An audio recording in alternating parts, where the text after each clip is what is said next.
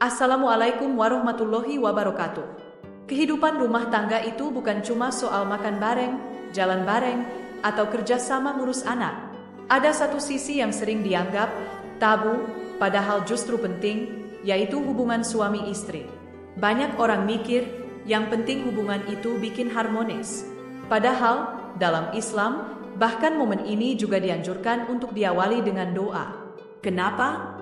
Karena doa bukan cuma soal minta rezeki atau keselamatan, tapi juga soal meminta keberkahan dalam hal yang paling pribadi. Isi doa yang dimaksud. Doanya sederhana banget.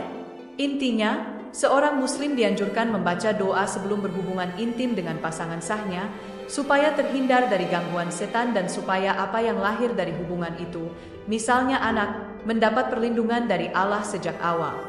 Jadi, doa ini bukan sekadar rutinitas, tapi bentuk kesadaran bahwa segala sesuatu, termasuk hubungan suami istri, adalah ibadah kalau diniatkan dengan benar.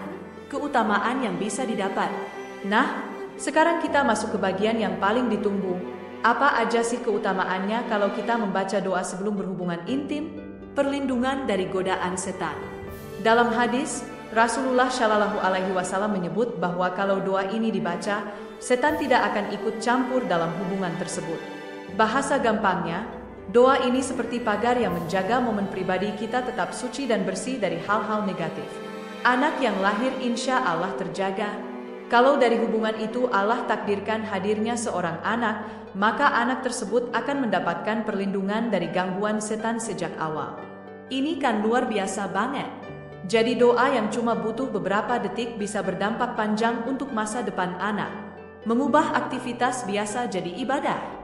Banyak orang mikir hubungan intim cuma soal kebutuhan biologis.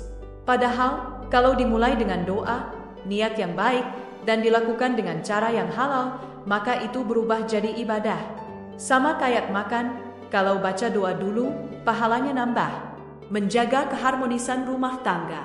Bayangin, sebelum masuk ke momen yang sangat pribadi, pasangan bareng-bareng ingat Allah. Itu bikin suasana lebih tenang, lebih penuh kasih, dan hubungan jadi nggak sekadar fisik, tapi juga spiritual. Perspektif santai. Kalau kita lihat dari sisi psikologis, doa ini juga punya efek yang santai tapi nyata.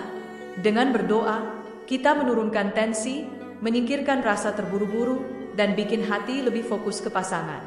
Buat yang baru menikah, ini bisa jadi cara untuk menenangkan rasa gugup. Buat yang sudah lama menikah, doa bisa jadi pengingat bahwa hubungan bukan cuma soal kebiasaan, tapi ada nilai ibadahnya. Salah kaprah yang sering muncul. Ada beberapa hal yang sering bikin orang salah paham soal doa ini. Masa sih urusan kayak gitu aja pakai doa? Jawabannya, iya. Karena dalam Islam, sekecil apapun aktivitas bisa bernilai ibadah kalau diawali dengan doa. Nggak ada batasan doa cuma untuk hal-hal besar. Takutnya bikin suasana jadi aneh. Justru sebaliknya, kalau doa dibaca dengan ikhlas, pasangan akan merasa lebih dihargai. Hubungan jadi terasa lebih tenang dan penuh makna. Takut lupa. Namanya manusia, wajar lupa. Tapi kalau sudah jadi kebiasaan, insya Allah gampang diingat. Sama kayak doa sebelum makan, awalnya mungkin sering kelewat, lama-lama otomatis terucap. Tips biar nggak canggung.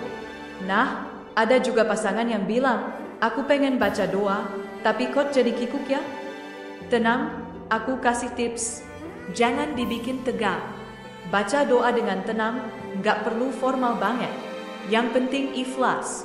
Bisa salah satu aja yang baca. Suami atau istri boleh aja salah satu yang baca, nggak harus barengan keras-keras. Jadikan kebiasaan. Semakin sering dilakukan, semakin terasa natural. Lama-lama malah jadi bagian dari rutinitas yang bikin hubungan lebih manis. Manfaat jangka panjang. Bayangin kalau doa ini jadi tradisi di setiap keluarga muslim.